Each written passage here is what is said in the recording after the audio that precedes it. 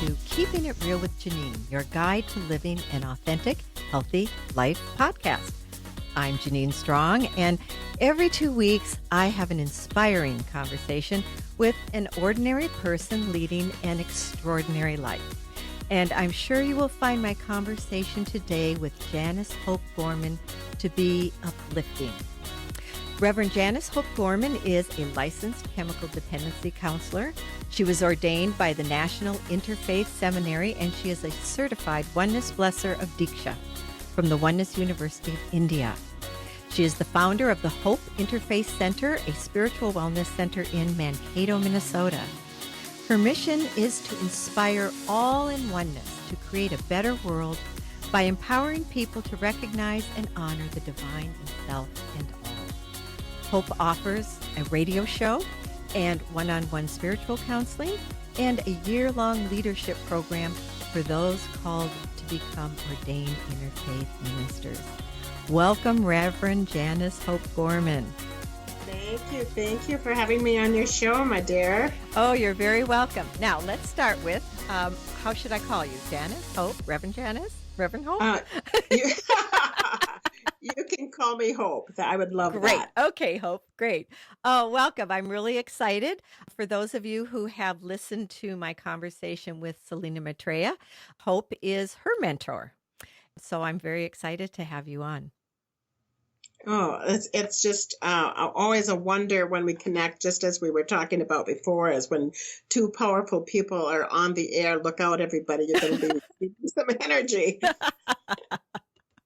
So our topic today is, it's going to be a rather broad topic on meditation.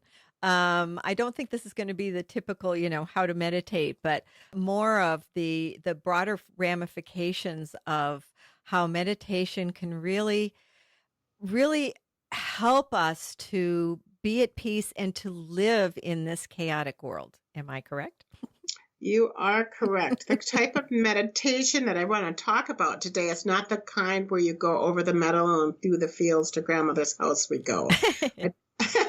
It's not a directive. It is more of going into what I call connecting with universal mind. Okay. And how would you define universal mind? Thank you for asking me about that. What I consider universal mind is source, primal source energy. Everything that I believe exists around me and part of me and in me and through me is called universal mind. And is I call it, some people call it God, some people call it all that it is. It's an unmanifested essence. Okay, great. It's unmanifested essence. Mm-hmm. And how does that essence become manifest? I love that. Well, this is what I tell people to do when they are going and connecting with universal oneness. They are not, they're not in what I call a false self-identity anymore. When I tell people that you just name me Reverend Janice Hope Gorman, that's a title. That's not who I am. Right. I play the role as mother, grandmother, auntie, mentor, but who I am is what I call universal oneness. And that is essence or substance of which what I call all physical form is created from. And so when I go into my meditation, which I do every morning, I go through an open door and I unzip all of my titles. I unzip my gender. Okay. I take away my education and my quota of what they would call intelligence. I release and surrender any identity that I use in the physical world. And my soul then merges with oneness consciousness. And all I can see is energy, energy, energy, energy. So what I tell people is we are the energy between the particles. And in that higher intelligence that exists, we are perfect.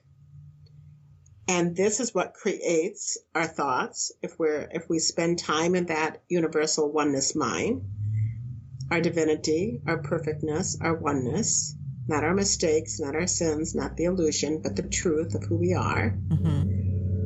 And from that, you can come back home into this home we call our body. Because I always tell people that we don't have a soul, we are the soul. Mm-hmm. That's a good distinction. Mm-hmm. We have a body, Mm-hmm. but we don't have a soul. We are the soul. And so when we understand through that meditation or through that oneness consciousness, we can then work through our soul, and we have thoughts, and we have feelings, and we have beliefs, we have intuition. Our higher mind then draws forth what I call unlimited health, unlimited abundance. It brings forth new ideas, knowledge. And I do go as far as anything you want, because we're working from source, cosmic source energy. So for me, God is not separate from me. I am one with source. Source is one with me. I am source. Mm-hmm. Mm-hmm.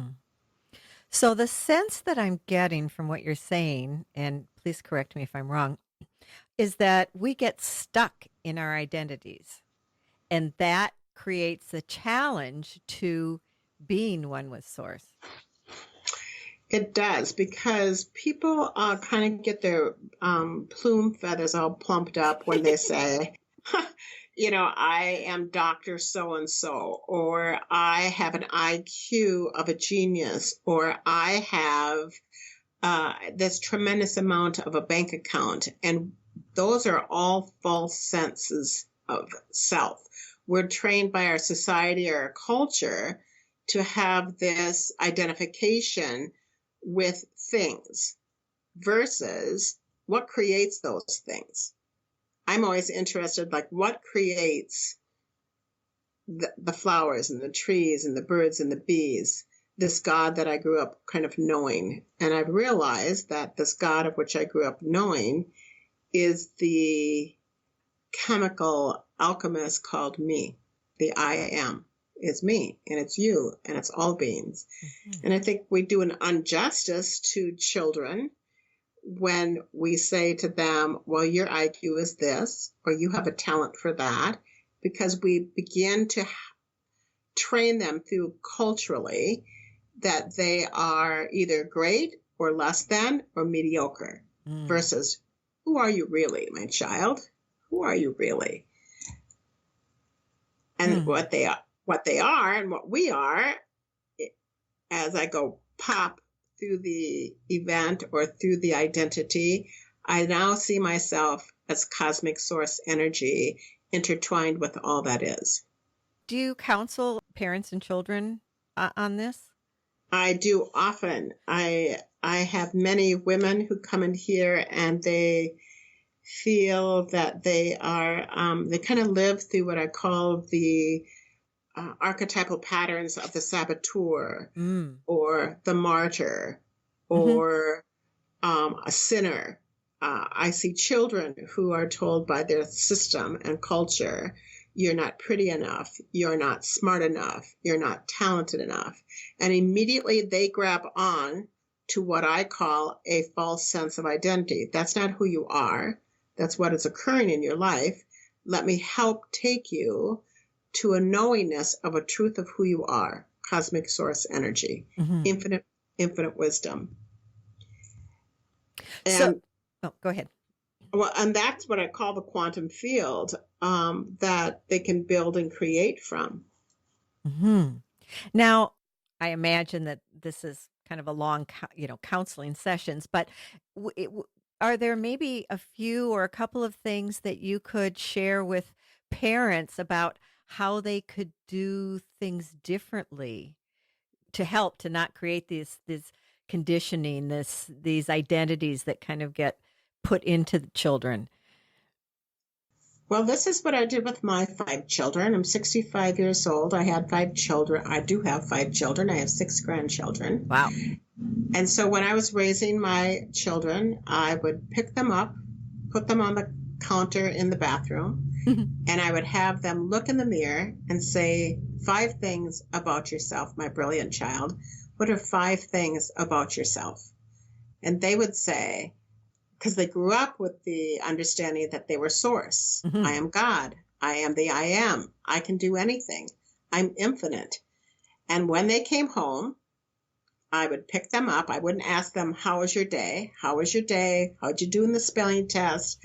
I would pick them up, put them back on the counter, and I would say, look in the mirror, my dearest child, and tell me about your brilliance of who you are. I would ask them to identify themselves. Interesting. Versus the world attaching an identity on them. So to me, let's say my Greta, who is a 2nd grader, she never says, I'm a 2nd grader. She never says, I am really good at spelling. She identifies herself as a star being. She identifies herself as source. She identifies herself as love. She identifies herself as infinite possibilities. And she does have a what I call an attitude of being able to create whatever she wants to create. And she's in 2nd grade, and she hasn't lost that shine and that brilliance. And that's because I've forged through a cultural disaster, what we do to our children and what we do to ourselves. I talk to women all the time, and they say, my hips aren't thin enough. I'm not beautiful enough. I'm not this enough. I'm not that enough. And I said, well, let me ask you, where did you get that identity from? Good question. Because the question that I proposed to 2 young women today is 2 questions that I heard when I was listening to another podcast. And the question was, who are you pretending to be? And who are you forgetting to be? Oh, wow. Okay, repeat that, please. Who are you pretending to be? And who are you forgetting to be? Interesting. Because most of us are pretending to be what our culture wants us to be. Yep. And who we are forgetting to be is our God source, is universal oneness. It's our magnificence. It's our soul. It's our soul. So what would you recommend for someone to, okay, because those are 2 really important questions. Very. I mean, like, would you do like write on a piece of paper all the things that you're pretending to be and all the things you're forgetting to be, or is it not quite so concrete? I think that's a very good idea.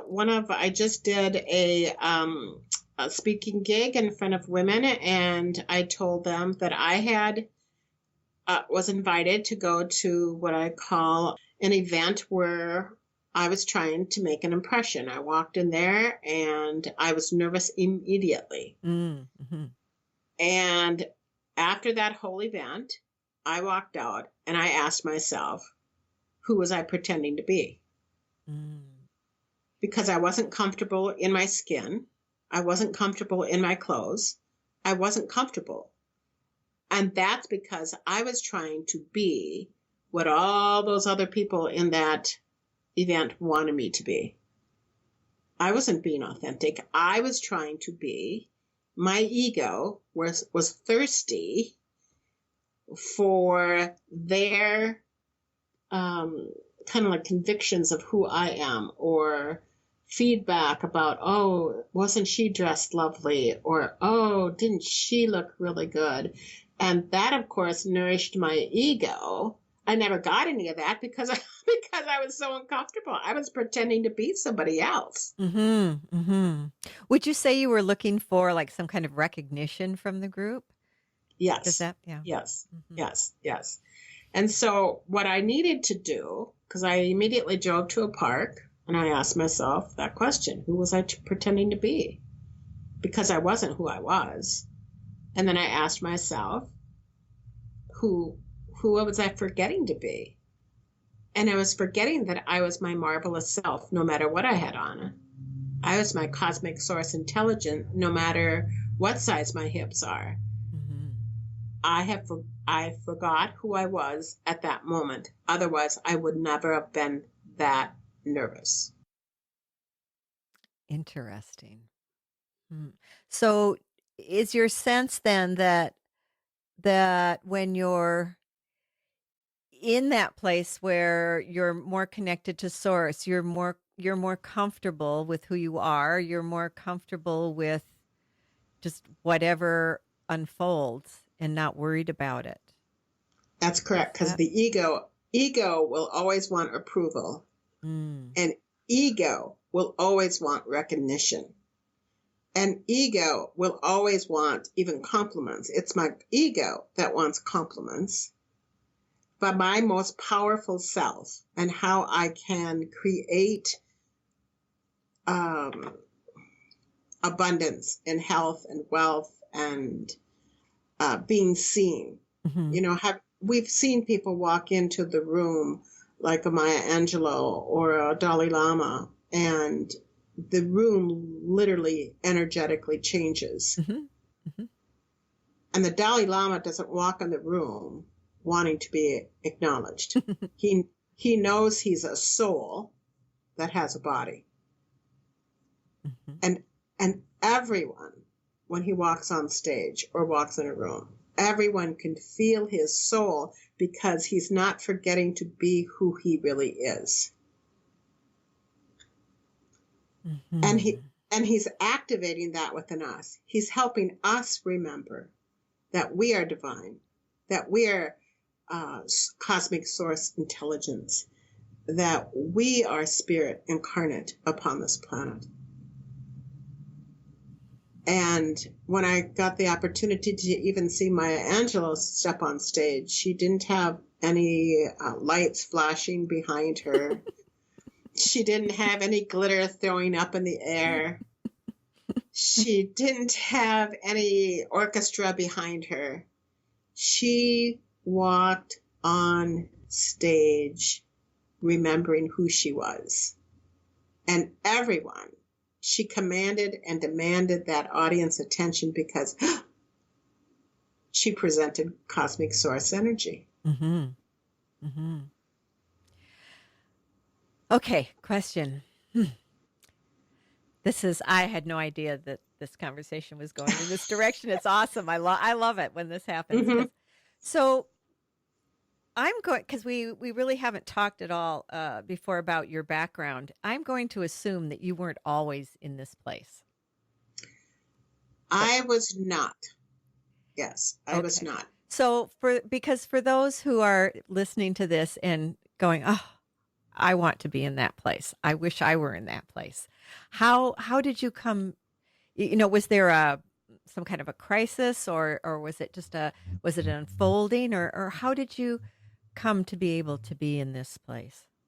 Thank you. I went through a devastating divorce, Mm. and at the time that I was going through a divorce, I also had the death of a child during Oh, that time. my. And then I went through this horrific suffering inside, Mm-hmm. and I just thought, I can't do anything right. I just am not right. I can't do anything right. And I ended up in the psych ward for 2 weeks because I tried to commit suicide. Mm-hmm. And very sad that I was still living upon the planet. Mm-hmm. And I was blessed to walk into a woman's office. Her name is Diana Gabriel. And I sat down and I felt so broken. I did not know who I was. And I looked at her and I just said, I am just a mess. And she looked at me. She was the first one of many people that I saw during that time who said, oh, Janice, you are not broken. How could you ever think that? You are the divine incarnate. And I said, what? I'm not broken? Mhm. And she says, no. She says, you were trained to think you were something other than that. I will help you remember who you are. And that's where it began. Wow, I've got chills. I really do. It's like my whole body is just buzzing right now. Yeah. And that's how it began. Mhm. And what we were talking about Dr. Joe Dispenza, who talks about frequency and vibration and Mhm. consciousness. And one of his talks that he gives is that 90% of our thoughts that we have today, 90% of our feelings that we have today, and 90% of our actions that we have today are the same that we had yesterday and the day before that and the day before that. And so he will talk about that if you want something different, that first and foremost, you need to know who you are and that you are the quantum source energy. And from there, that's where you can start thinking about yourself differently than you've ever had before. So when people say to me, who are you? And I say to them, I'm cosmic source energy. I play many roles. I am a mother. I'm a grandmother. I'm a mentor. I'm a teacher. I'm a director at the Hope Interfaith Center. I'm female. I'm Caucasian. Those are all the roles that I'm playing. Mm-hmm. But if you zip that down and you take that away, what I am is energy. I'm frequency. I'm prime source energy. And I don't throw up any glitter when I say that. I want to help people identify their own magnificence. I want to help people remove the false sense of self that our society, our culture, our school system, our parents, our religions tell us who we are. And we have to just stop letting everybody tell us who we are or who we should be. And in meditation, as we quiet ourselves and really sense the ocean of the quantum field source energy, and you allow all of those false sense of self disappear, you will feel and sense the truth of your identity, which is the divine incarnate in the flesh. And you just awaken to that. When we say things like, I am the divine incarnate in the flesh. I am the divine incarnate in the flesh. We begin to fire and wire neural nets, neural pathways, Mm-hmm. differently in our brain. We will have different thoughts about ourselves. We will have different feelings about ourselves. And we will do different actions with ourselves. And that's where we are as a nation and as a country and as a world, is that we have to fire and wire the new reality of the truth of who we are. Mm-hmm. And we all come from the oneness. I say a prayer all the time when people come to me, is that all of us come from the oneness. All of us comes from that divinity of oneness. The people in prison, they were trained to think of themselves differently than who they are. And that was a self-fulfilling prophecy. They played that out. Mm-hmm. When we tell a child, you are bad, you are naughty, you are sinful, you're not intelligent, when we give them an A or a B or a C or a D or an F, they go home thinking that they are the F. They think they are the D. They think they are the C. And so I tell moms and dads, scoop them up, put them in front of a window, put them in front of a mirror, and remind them that's not who they are. You cannot define yourself from a culture and a society that constantly sees us as a reject. I was telling somebody today, Eckhart Tolle said, if you can stay sane in this insane world, you're doing pretty good. You're doing pretty good. That's true. That's true. Mm. So, wow. Um, what would, you know, I'm going to ask an interesting question Hmm. because it's something that I keep asking myself and just asking Source, asking my quote unquote team. Why do we choose to come here? I love that question. I believe at this moment, at this time, we are going through such a universal shift and change that we have not only been chosen, I believe everybody on this planet at this time Hmm. has come through the open door from the oneness. And some of us have come here to go through this time of change and shift. And we were told, do you realize that we might be going through calamities such as climate change, and we might be going through a period of time where there would be great fires amongst the planet and shifts in dictatorships and wars. And you will go through this process and you will learn a lot through this process. I believe some of us volunteered to come here to help with this dramatic change that's happening upon the planet.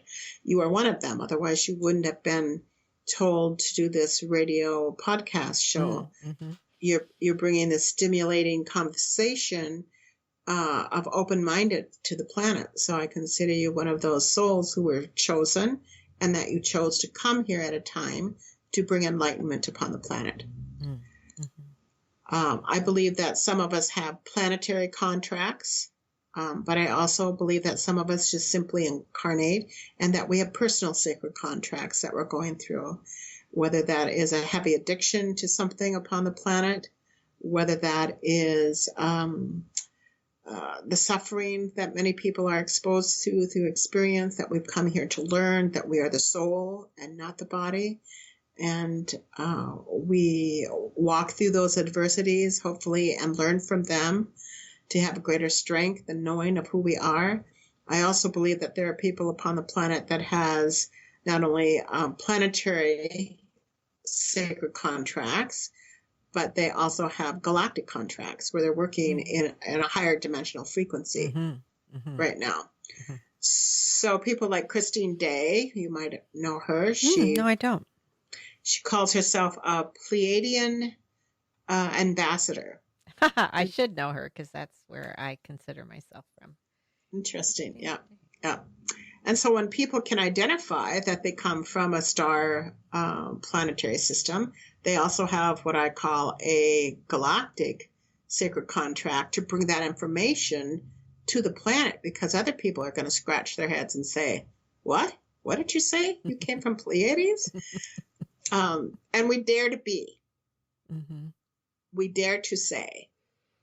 We dare to live out of the box and stretch the box and do it as humbly and lovingly and patiently as we possibly can. But it's needed at this time. It's needed at this time. Mm-hmm. So we come for a variety of reasons. Some of us, again, with personal contract, we come to learn through personal experiences, to remember who we are, to walk through adversities, to know our inner strength, and to walk each other home in many ways. Those who have planetary contracts are indeed the spiritual counselors, spiritual teachers, the intuitives, the channelers, the inspirational speakers, again, beings like you who bring forth a conversation that is not your typical conversation that one would have if they're having tea or coffee right now at Panera's. And again, for you as well as for me, who's connected to the star energy. And I don't know why everybody freaks out about that. I mean, the Native Americans will say they came from the stars. Mm-hmm. The Aboriginals will say their ancestors are from the stars. So when we say the Native Americans are our ancestors, well, so are the star beings. And so again, why we grace the planet with information and so boldly say, just as you said, I am from Pleiades. I know about that star system. I bring information down. that takes courage and bodaciousness to say that here. Because I know. I actually, yeah. I mean, I can say that part because I've said that a lot. I had a reading from a very interesting woman who is supposed to be very good psychic not too long ago. And what she told me, I don't even know if I could say on here because it seems so ridiculously crazy, but it actually felt right to me. uh-huh, um, uh-huh. so I don't know. I haven't said it to very many people, so I don't know if it would be too outrageous to say here, but um, yeah, it helped me to kind of understand like why I chose to come here. Hmm. And I work with a lot of star beings who are waking up and who are understanding, really, I came from the stars. I came from a different planetary system to bring down a higher level of consciousness. Uh, Lots of star beings. Again, the Native Americans will speak about how there's a level of consciousness that's coming from the universal oneness, from the, I call them neighboring dimensions versus higher dimensions, because it's Mm-hmm. a little bit, because they're neighboring dimensions. And Mm-hmm. and so when I tell people that if you had the longest 5 minutes of your life and the shortest hour of your life, that means that there is this interdimensional, multidimensional vibrational frequency that's happening. There's a diminishing of it, and we're coming back into oneness consciousness, and that's what the star beings bring down here at this time. It's very needed. So I would encourage you to be bold, brave, strong, and audacious,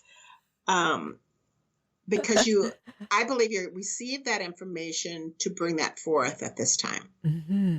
Now, uh, okay, if you could elucidate a little bit more on that. You said the shortest hour and the longest 5 minutes, and I wasn't sure. I'd like you to, yeah, just go into that a little bit more.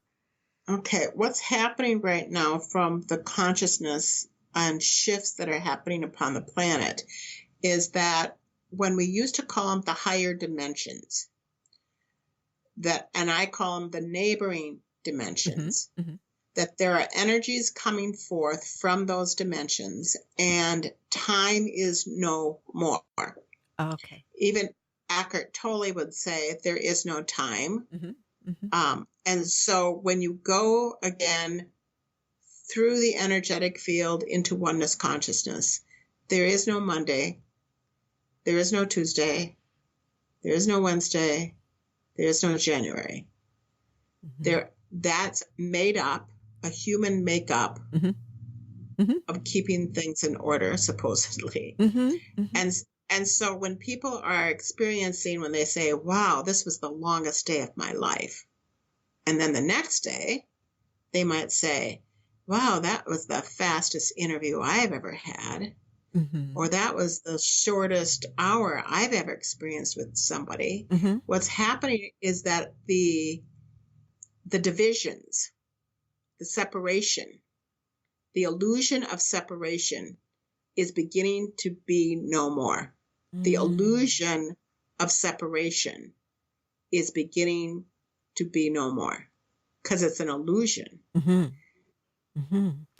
That's beautiful. That was thank you. I'm glad I asked that because that was a beautiful explanation. Mm-hmm.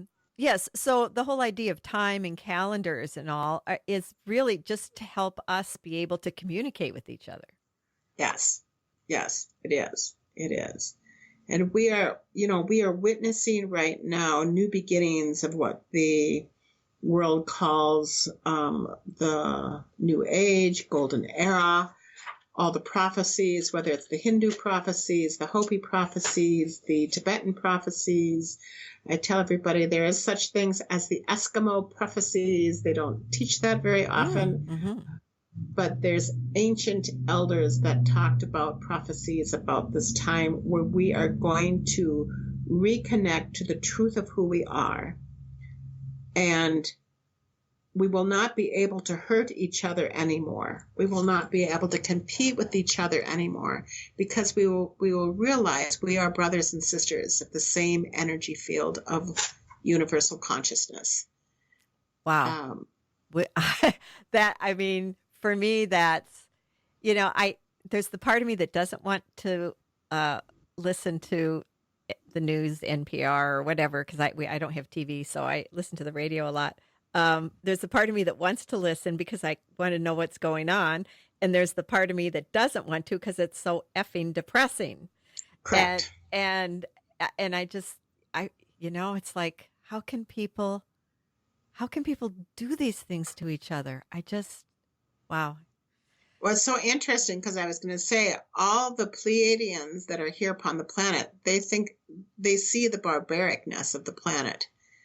They believe some of the things, like they cannot believe their eyes, because it doesn't happen on their planetary system. Only love exists. Only oneness exists. They feed each other, they dress each other, they love each other. They don't do any harm to each other. So when a Pleiadian or star being comes to this planet of separation, the rich and the poor, the white and the black, the fat and the thin, I mean, we're just drenched in duality consciousness here. And we have to get through that to see that is just a form. And we are the energy between the particles. We are the energy between the particles. If you've ever been with anyone who has taken their last breath, you absolutely can understand and identify that we are cosmic energy that moves out of this body, out of this container, and so is everybody else. So is everybody. We die the same way. We release the essence of the I am out of this body, whether we're Muslim or Catholic or Protestant or pagan. I just think this whole division that we're feeling and sensing is what is now being looked at. And again, beings such as you come forth with a different level of consciousness. We think differently. We act differently. We feel differently. I mean, we feel differently. And so what you can become disgusted with is like, where's the love that everybody's talking about? Where is the inclusiveness?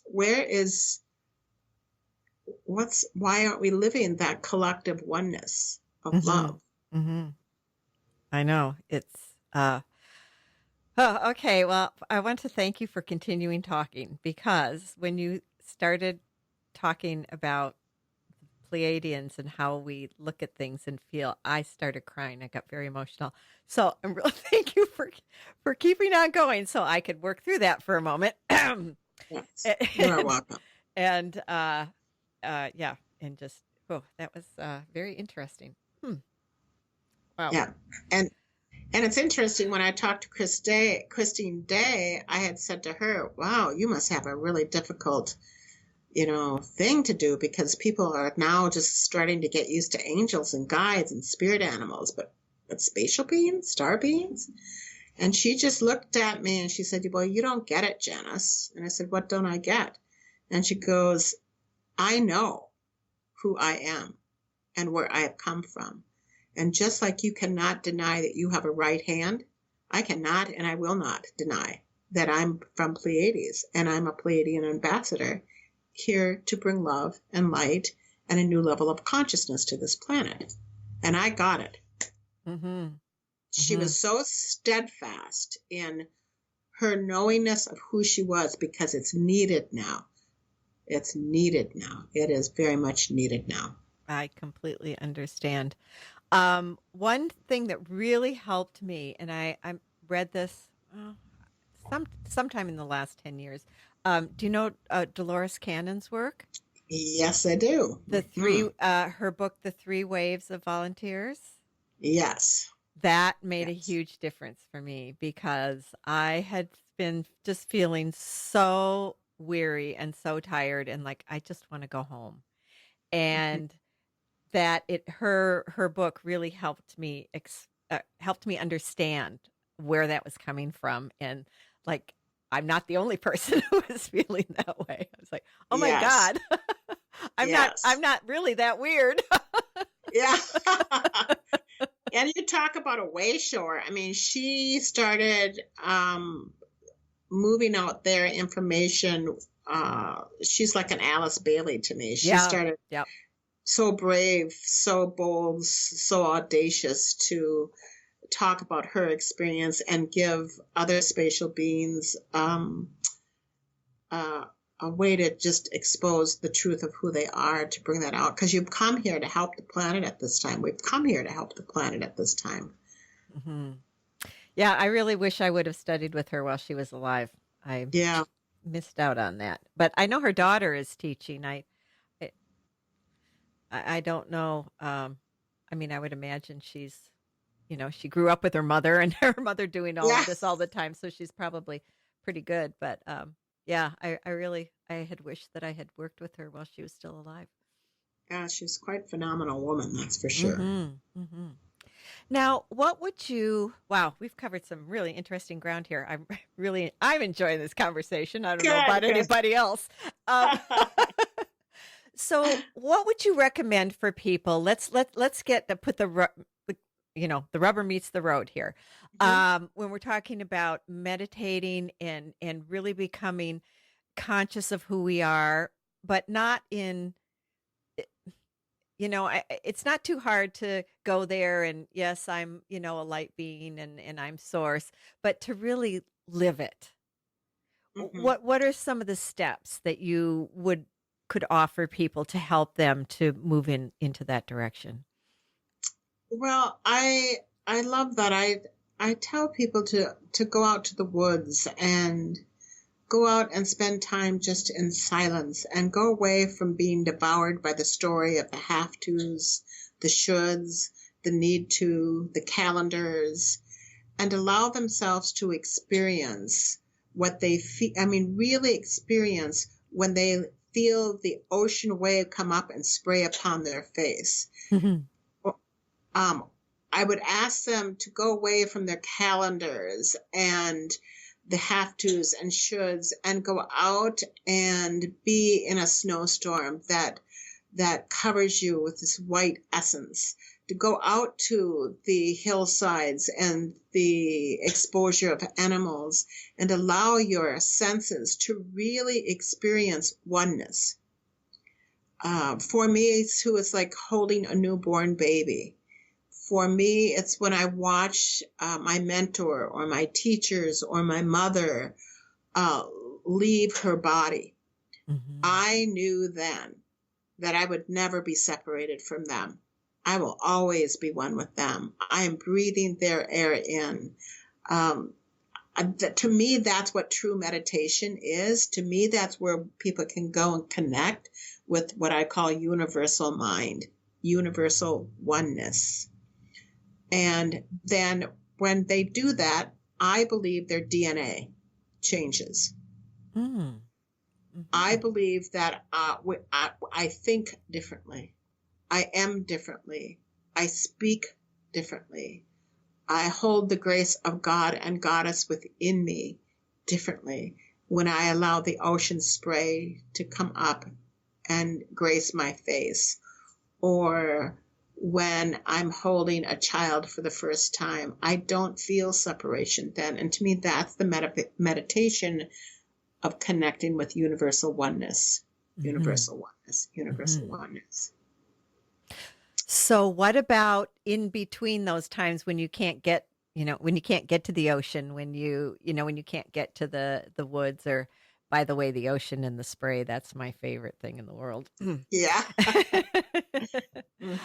When I used to live in Western Massachusetts and I'd go to the ocean, it was like all answers would just come flooding in. It was like all Yes. the kind of the questions that I had over the last month or whatever. It was like the answers were just boom, boom. They were all right there while I'm sitting and listening to the ocean and the waves and feeling the mist. And It was always, I loved it. Mhm, But mhm, so, so let's say maybe on the weekend you can go to the beach or you can take you've got a park or big park or someplace where there's woods where you can go for a nice walk. But what might you suggest for, during the week you're working and you got all this stuff going on and all your responsibilities and, how do you balance that with, you know, becoming conscious and aware of our magnificent self? mhm. Um, Again, what I do, there's a little corner in my home. I have an altar. Ah, I have okay. a candle Mm-hmm. in water, um, and I light the candle every morning before I do anything else because I don't want to get devoured by the story or devoured by the have-tos or Mm-hmm. devoured by. And so as I light the candle, I say the words, I am one with you, light, and light, you are one with me. We are divine essence. I am the divine essence, here incarnate in my body. I am one with you, light, and light, you are one with me. I am light. I am divine essence, incarnate in my body. Mm.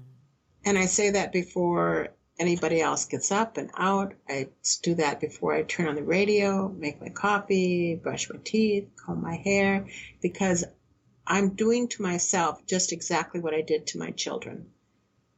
I'm picking myself up, looking at the light that's a candle that's lighting up this planetary system right now. And my job as I go out throughout my day is to remember I am light, and I am light incarnate, and I am here to bring light to the world. And when I do that, I think differently, I speak differently, I have different feelings.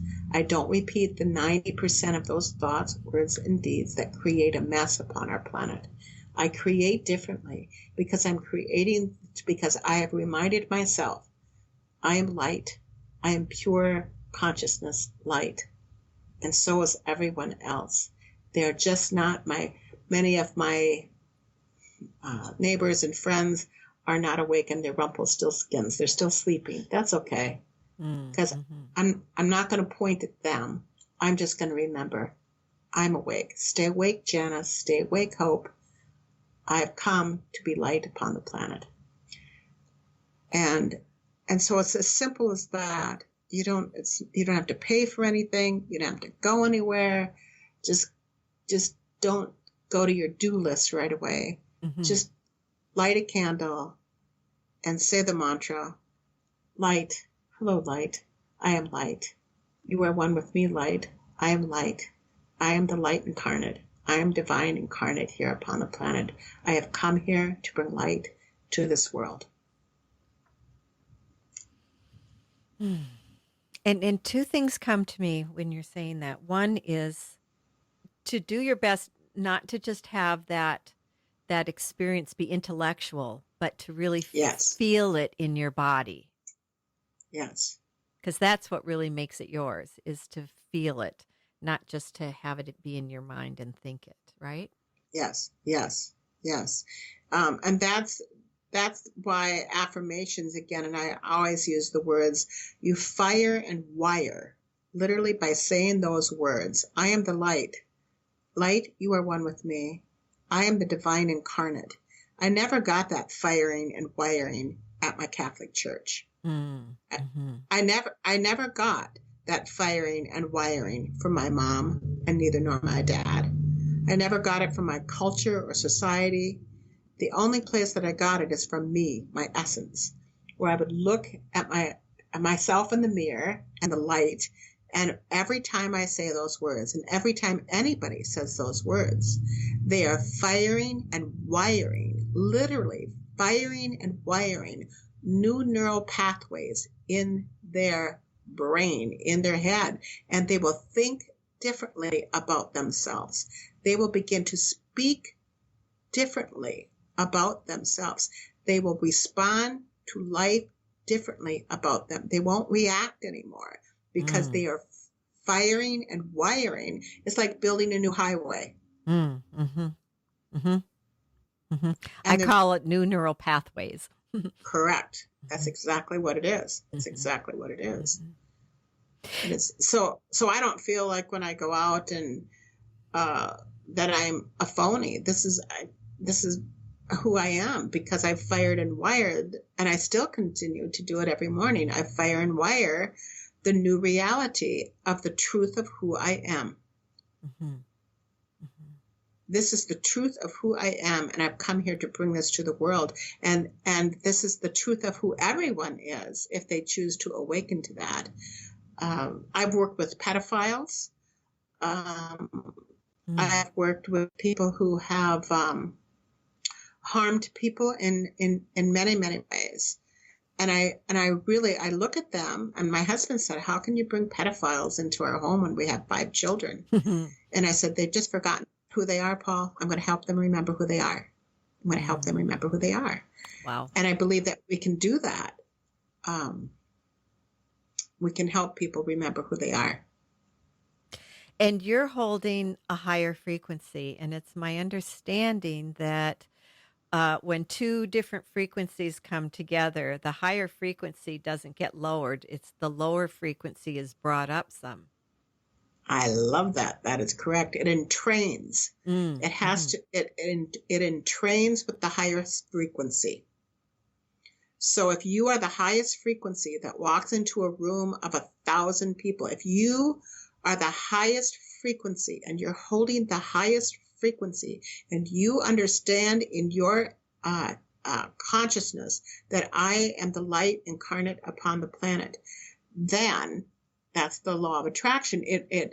That energy will move up. Or Dr. Stephen Hawkins, he will talk about how the other lower entities or the other lower energies entrain with that highest energy in the room.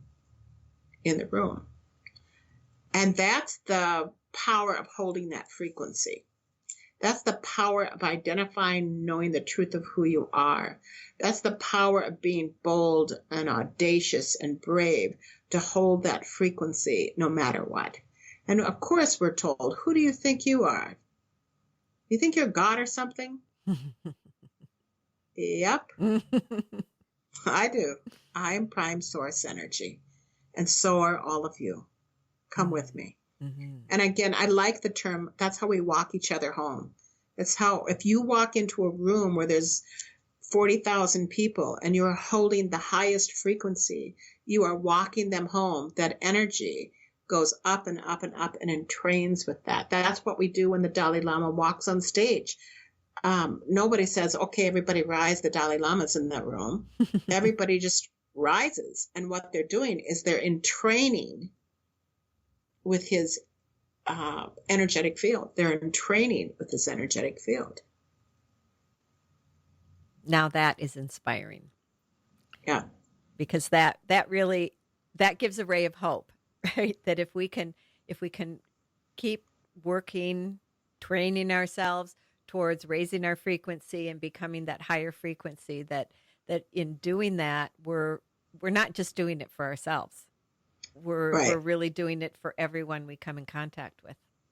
Right. I mean, Oprah Winfrey, when she stands on stage, people they stand up and they cheer, and she has a cosmic contract to entrain. Again, I just saw her do a fabulous interview, and she said, people out there think I'm a talk show host. She said, that's my platform. She will outright say, I have come here to raise the consciousness of this planet. So she uses her platform. She says her title is a platform. It's not her identity. It's just a platform. And so when we go to see people like Brene Brown and everybody rises out of their seat, is they see their potential in Brene Brown at that time, and they go, yay, yay, yay. They see their infinite potential in the Dalai Lama when they go, oh my God, because they're seeing themselves. They're a mere reflection of the truth of who they are. And even if it's a mere moment, if you give someone a mere moment, and then the next moment, and the next moment, and the next moment, They are firing and wiring a new reality within themselves. We are giving them hope to the hopeless. We are giving them hope. We are mirroring back to them their own divine essence through our body. How wonderful that is to do. Mm-hmm. How wonderful that is to do. Mm-hmm. Mm-hmm. Wow. Hope, this has been amazing. Really, is there anything that you would like to share or wrap up with? Well, I always say to people, the word namaste, I think, is the exact greatest thing you can say to another person, because the word namaste means that the light in me bows, recognizes, and honors the light within you. That's a Sanskrit word that holds the vibration of truth. It's a Sanskrit word that holds the vibration of our oneness and our collective consciousness of our universal mind. So when I end my programs and my talk show, or when I end seeing people, that whether I do that outside and the words, I look at them and I know, just as the pedophiles when they left my office, namaste. What do you mean, namaste? Well, I want you to know that the light in me really does recognize and bows to the light within you. And of course, they're going to say, what? Nobody sees that in me. I do. I know who you are.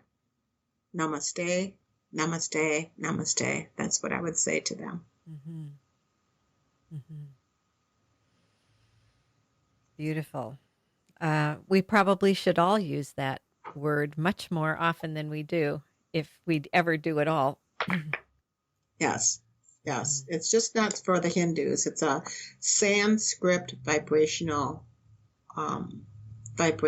word that means that the light in me recognizes, honors, respects the light in you. It's the same light. Namaste, namaste, namaste. Thank you so much, Hope. This really has been hopeful. I guess that's why you have the name Hope. You bring hope. Yes, well, thank you, thank you, thank you. It was given to me long ago in Egypt, and I didn't want to take it at all, but they said it's here to help open planetary eyes. Mm-hmm. Well, I think you do your job quite well. Thank you. Thank you so much. Thank you for this opportunity. Thank you. I really, really appreciate it. And so for the listeners, we'll have just a moment for you to settle in if you'd like, and then Hope is going to give her meditation for us, and so we will say goodbye now. Take care. Thank you.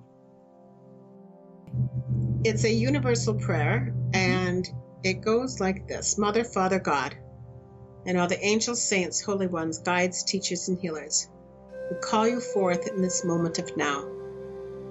I understand at this moment in time that we all come from the oneness. Everyone is connected to this oneness. We were birthed out of this oneness. We swim and live within this quantum field of oneness. We can call forth now from the undifferentiated energy, cosmic sources that are available to us. So let us do that now. Saints and angels, holy ones, guides, teachers, and healers, I ask for your assistance, and I ask for that to be around me, above me, below me, as well as within me. I also ask at this time that just as our ancestors knew about vibration and frequency, that we too stand in their mighty footsteps. And so we echo to Gaia, Mother Earth. Thank you, thank you, thank you, thank you, thank you for the food of which we eat, the water of which we drink, the air of which we breathe. May we have a constant remembrance that even the clothes on our backs and the homes we live in, and of course the plethora of such great beauty, we receive from you. So just as the ancestors, they sang to the earth in their language, they gave appreciation before any bite they took upon the planet. we do that as well. I've also come to understand that there is indeed neighboring dimensions, cosmic intelligence, that are high in frequency and vibration. They are self-realized, and they are important to us at this time. So at this time, I do indeed invoke and invite star beings from different planetary systems who are highly evolved, spiritually rich, technically savvy, and yes, even medically, light years beyond this planetary system. I ask that they come in here today, and I ask that if they do see any type of recalibration that needs to be had for anyone upon this planet, I ask that you assist us in that. I also ask and I welcome in any nourishment to help us through this maze that we are in right now, which means I ask for additional wisdom, guidance, information that can come down now through me, through all of us, that we become the conduits and hollow bones for those messages to come through. And I ask this humbly through the energy of the Holy, Holy Spirit, which is oneness, which is divinity, which is quantum field energy. And I ask this through many different names, because all of these names live in the quantum field. Allah, Buddha, Krishna, Jehovah, Yahweh, Yeshua, Muhammad, Jesus Christ, as well as the beloved Mother Mary, Queen of Peace, Mary Magdalena, friend and lover and wife of Jesus Christ. I ask for this magnificent woman named Mother Teresa, who walked in Calcutta, a saint who walked on the planet the same as we have. I call in the compassionate one known as Kuan Yin. I also ask for the rebel energy, for the energy that is dynamic, that has indeed this brave audacity to be a risk taker, bold, brave. This comes from the goddess Pele of Hawaii, as well as the Shakti Shiva energy of India, as well as the Grecian goddess named Athena. I also call forth the soft and the sacred that comes from Sophia. Now these and yet, there are so many, many more, all coming from the quantum field. Our name is in there as well. I ask this, and so it is. Amen.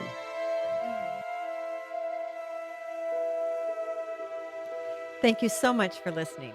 The podcast website is realjanine.com, where you can listen to and download episodes.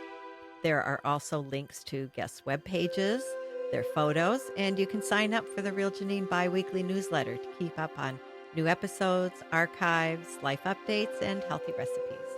And just remember, Janine is Janeean. To subscribe to Keeping It Real with Janine, go to iTunes or your favorite podcast provider. Do you know one or two people, possibly more, who would benefit from my conversation with Reverend Janice Hope Gorman? I'm sure you do. Please help me out and share with your friends and family, who would be most appreciated. Thanks for listening. Take care and be well.